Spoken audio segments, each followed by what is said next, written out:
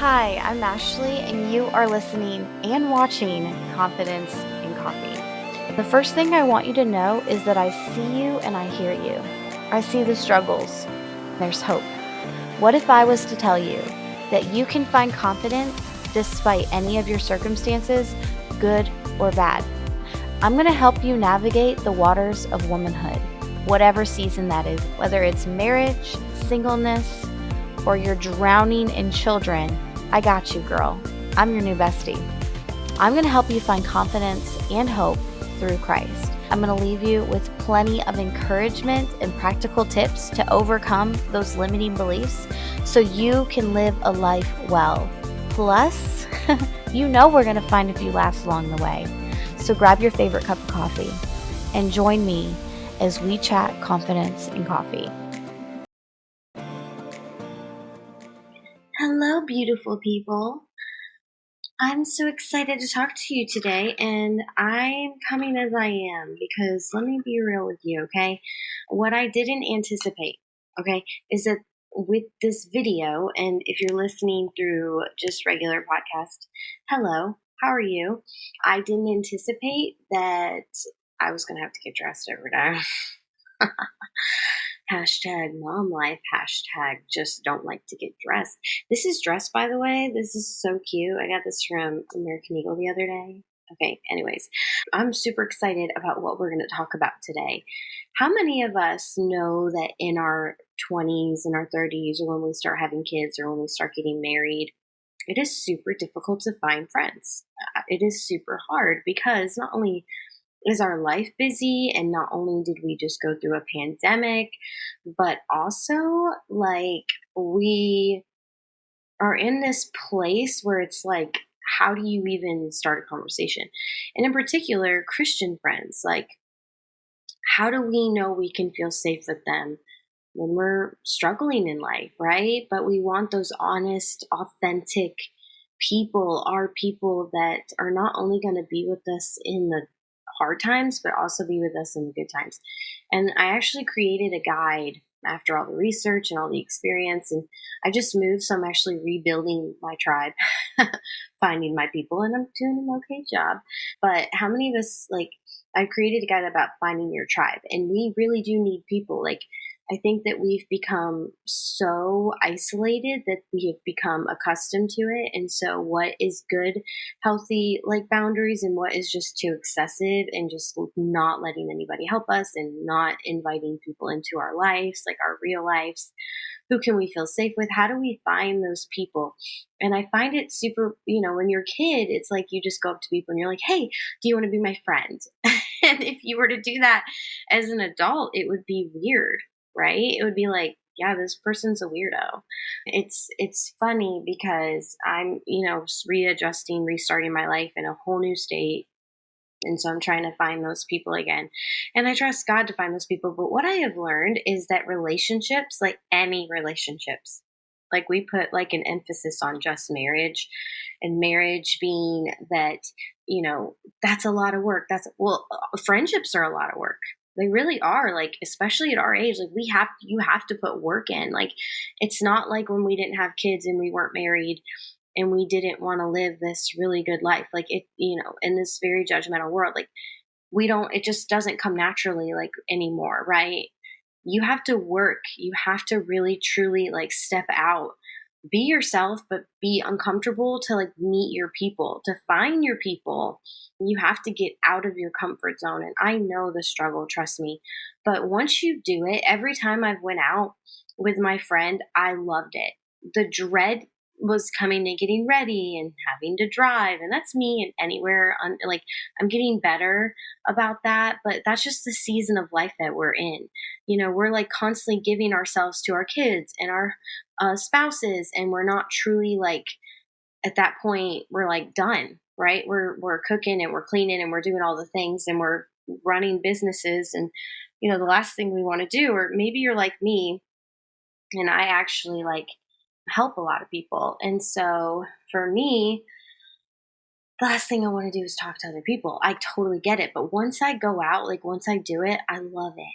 So that's what we're going to talk about. I'm going to share 6 ways for you to find Christian friends. So if you're not driving, please stay safe. If you are, look at the road, use your brain, listen to it later and write this down. But if you are like doing the dishes, or you are running around the house, or chasing kids, or sitting outside, whatever it is, walking your dog, I want you at some point to jot these down, or just like maybe make a brain note.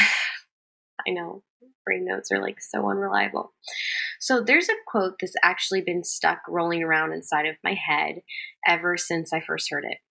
It's by a motivational speaker, Jim Rohn, and it says, and I found this in an actual blog post, and I stinking loved it. You are the average of the 5 people you spend the most time with. You are the average of the 5 people that you spend the most time with. Of course, that's what the Bible has been saying for years. Hear me out.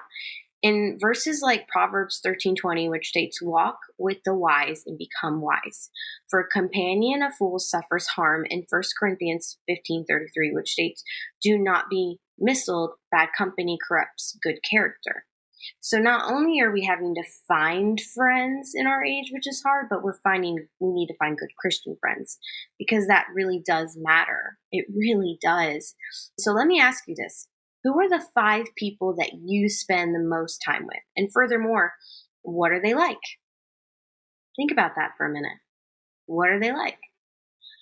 Are they strong Christians, completely devoted to following God no matter the cost? Are they pretty lukewarm Christians? They're like, yeah, or do they dabble in their faith? Like, yeah, I believe in Jesus, and they live these crazy lifestyles. Do they have strong, godly marriages and encourage you to do the same? Or are they genuinely disrespectful, discontent, and selfish? Do they talk bad about their spouse to you? And I'm not talking about like we joke about men in general. Like I'll get with my girlfriend, I'll be like, oh, you know how they are. We laugh it off, but in just a very disrespectful, like complaining about your spouse kind of way. How do they raise their children? Are they kind, loving parents? I mean, I'm not talking about putting the dry shampoo on and having a moment, because we all have moments, and that's when we apologize, and it's beautiful for our kids to see that, ADD, whatever. But I'm talking about like, at the end of the day, we want to be our best. So how are they raising their children, right? What are they exposing their children to? Do they teach their children about faith and prayer? And do they go to church? Or do they just allow them to believe in whatever they want, to say whatever they want? Are the kids disrespectful? That's another thing to look at. I did a podcast episode about how to raise likable children, because it matters. You want your kids to be respectful at other people's houses. That's another skill they're going to take with them for the rest of their lives. So how are their kids acting? Are their kids out of control? Are they super emotionally unstable, aggressive? Those are things to think about. And understand this is a broad circumstance. I'm not talking about like children with nonverbal or learning disabilities, or a single parent. I was a single parent. I had a nonverbal child, and he was super aggressive. I just remember just being so overwhelmed when I tried to go anywhere, like even to church or the store. I was so scared to take him anywhere, because I was so like, it was so unpredictable. And so I would expect that grace, and I would want to give that grace. So let's not let our brains go to offense immediately. Just hear what I'm saying, okay? I totally get that no one is perfect. We all have room for improvement, and you definitely don't need to go ditch all your friends just because they aren't up to your standards. You definitely need Christian friends, and here we go, non-Christian friends in your life. And you're probably like, what? Yes. But just thinking of the people you spend the most time with, like your real close people. I like to put it like this. Like I made a TikTok about like how we have certain types of circles. Like I have social media, which is an outer circle. And then I have another circle who I call acquaintances. And maybe those are like people that I talk to at the store or whatever. And then I have like, another circle of people who I may like talk to on the phone or reach out to them or hang out with them. And then I have my really close people, my husband, my kids. So who do you spend the most time with? I think a majority of us would say our husband, our kids, so that's kind of hard to decipher. But beyond that, What are they like? Like, let's say beyond that, like, who are some super close people? How are they influencing you? Are they for you? Do they cut you down? Do you feel this weird, like you need their approval kind of thing? Just it's something to think about. Choosing friends on purpose is important. So a few years ago, when I heard the quote, I I was dealing with some things with some friends, and I had a decision to make because of how the tension and everything got really weird. I had to evaluate who were the people I spent around and how were they bringing value in my life, if they were bringing value in my life. What did we like to do together? What did we talk about? Just like literally everything. My friends love Jesus, but we were just in different places in our life, and so those were other things to evaluate. But other than that, they were just pretty awesome people. And sometimes people, even if they're awesome, don't necessarily mesh together because of the season of life that they were in and the season of life that I was in. So that's something that I needed to evaluate and make a decision on. I think the problem for me was really setting those boundaries and just accepting that they were in a different part of their life, and then not necessarily understanding my part of my life, right? They don't understand all the kids and all the things, and we can't expect them to. And so, where is that boundary? And that's where I got down to my really good friends, and I'm super grateful for them. But if you are surrounded, and I'm trying to be very careful with my words, but if you're surrounded by people who constantly bring you down, or like if you have like something, an achievement, or you want to do something super big, ambitious, and they minimize that, or they tell you not to do it, that you need to evaluate that friendship. Like, how do you feel around that person ultimately? Like, discernment is real, and you should trust your discernment. And there's some articles that I actually would recommend, and I can put them in the show notes. When saying yes to God means saying no to friends, how to deal with toxic family members biblically. As a life coach, I actually, those are most of the things that I talk about, is like spouses and communication, and then friendships, and how to like navigate that, and how to create those boundaries without burning bridges. And those are some articles that I definitely refer to my clients. So go where the people are. Where do we go? Okay, the first suggestion may seem obvious, but unfortunately it's also wildly overlooked. Wildly overlooked. If you want to make more friends, you have to go where people are. I know. You're probably like, absolutely not. Look at me. You see what I'm saying? But then we got to get dressed and we got to brush our teeth. Like, I totally get it, but we have to. We're not going to meet our people here in our home, right? And we need people. So I know you're probably like, yes, it's so much easier for other people to say. And it may be easier and less intimidating to just stay home when you don't know where to go and you don't know what to do. I am there, sister. I had just moved. I have zero idea what to do. Or to go to the same old places you've always gone. Yes, I'm in that situation. But there's so many other options you can explore. For example, and I've done this, and it's just a beautiful place, but these are overlooked sometimes. Church, a Bible study, a small group, the library, a book club. I've met people at the park, the gym, mommy and me classes. Maybe you homeschool your kids, homeschool groups, farmers markets, real life.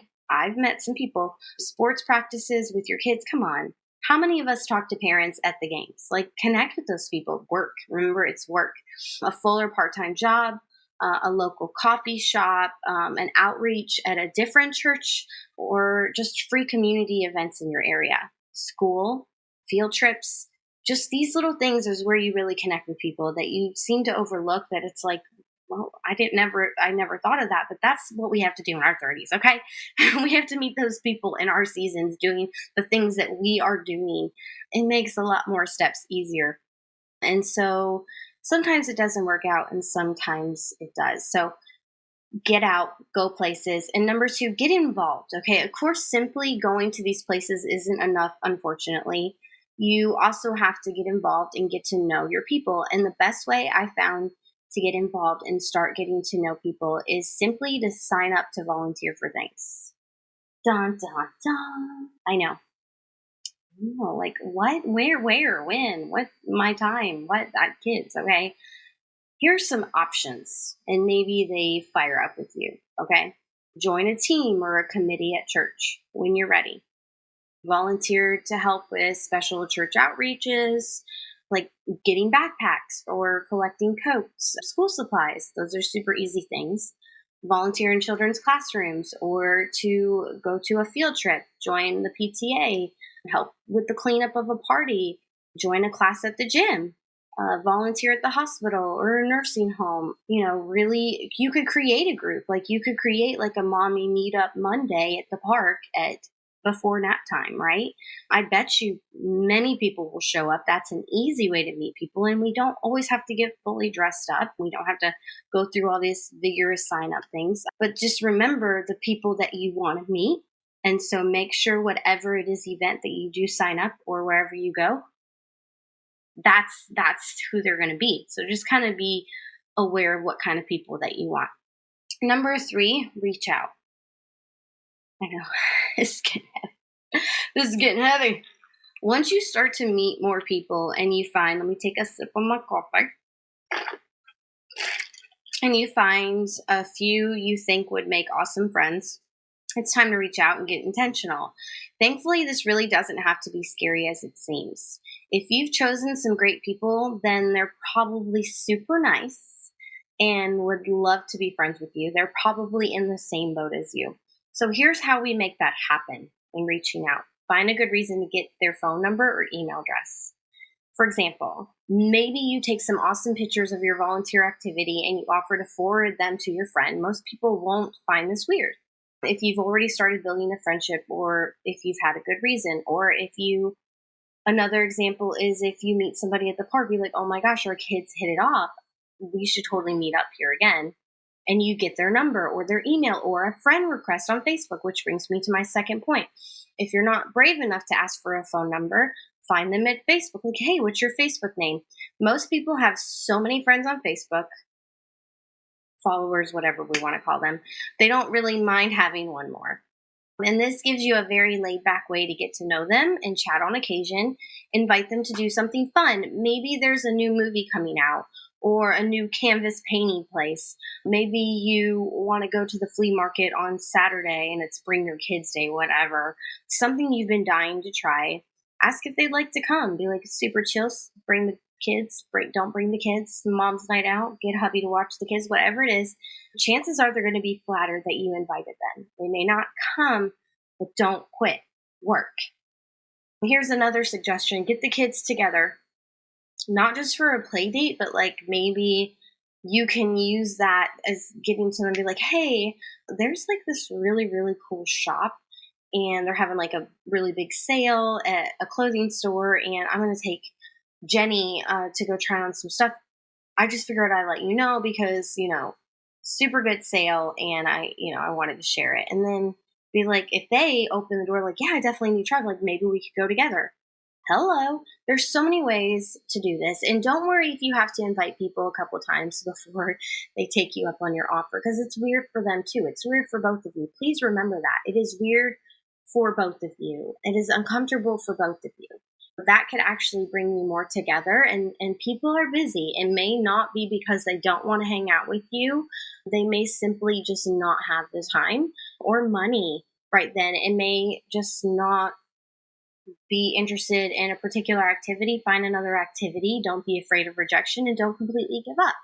Those are just things that we have to just accept and flow with and work with in our season of life. And number 4, make friends of friends. Still don't know anybody.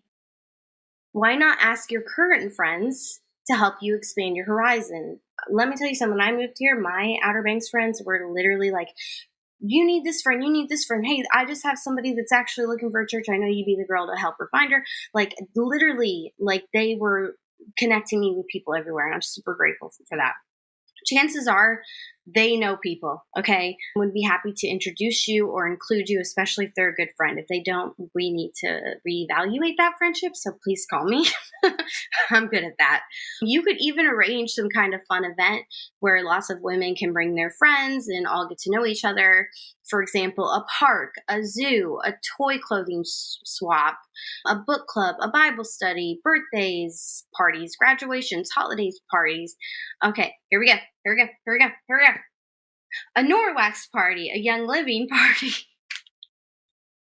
Osborne book parties. Anyone selling things like these would love to help you throw a party because it's a win-win. More income for them if you want to support their business, because whether you agree with how that business is built, it's their business. It's how they make income to support their family, especially if they're a stay-at-home mom. We can't judge that. You can set your boundaries and you can say no, but at least you had opportunity to meet other people and probably free wine. Okay, come on, free cheese, free wine, opportunity for friends. Let's look at the brighter side of things, okay?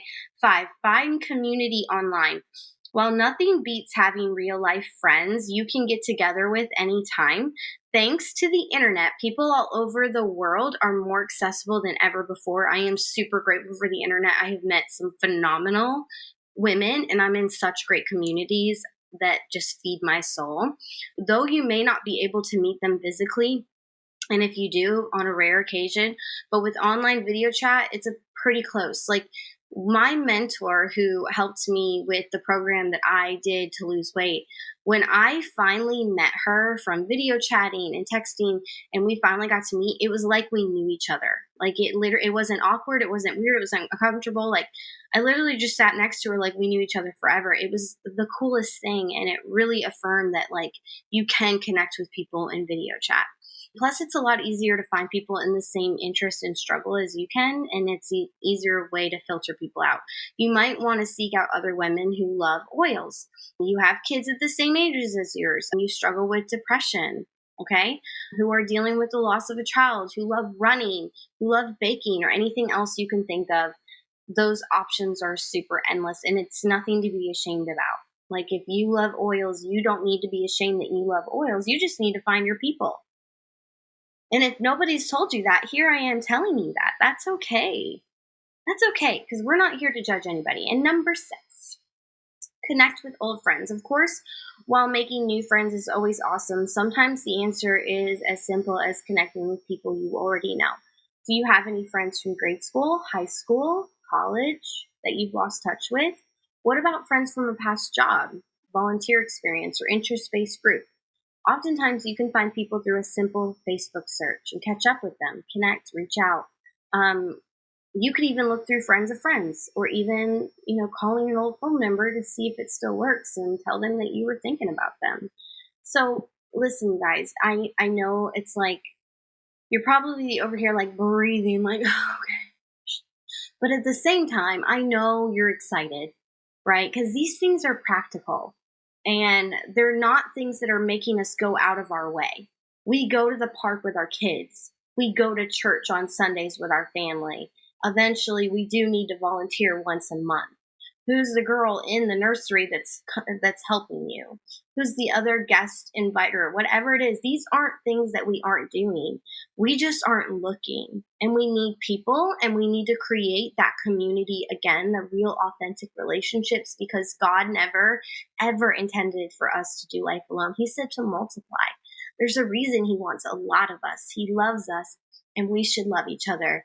And it creates protection away from the enemy when 2 or more gather together who believe in the same thing. And so I pray that for you. And if you still are struggling to find your tribe, even after listening to this episode, I have a free gift. I will link it in my bio, How to Discover Your Tribe. It's a guide and just kind of some things to look for and some things that you need to work on yourself internally, and make sure that this isn't a you problem, because sometimes it can be. Let's be real. And just kind of filter that out and create a very clear direction in where you want to go when you're ready to find your people. I love you guys, and I am so excited to see what you gain from this. If you loved this episode, share it. You guys know, if you follow me on social media, Instagram, TikTok's my thing. I want to share it too. I want to share what you found valuable in Confidence in Coffee and celebrate you. right? Celebrate this growth in this new season, whatever that is. So thanks for joining me today in Confidence and Coffee. I will see you next week. Did you enjoy that? I'd love to see you over at ashleyhamrat.com, where you can subscribe to this podcast and channel on YouTube, iTunes, Spotify, or wherever you listen. And while you're at it, I'd love to see the value that you found in Confidence and Coffee. So drop the ratings, the reviews, and the comments. Plus subscribe to this channel and tell a friend too. I'd love to see you over on TikTok or Instagram, where I keep it real in the reels. Make sure you tune in next time on Confidence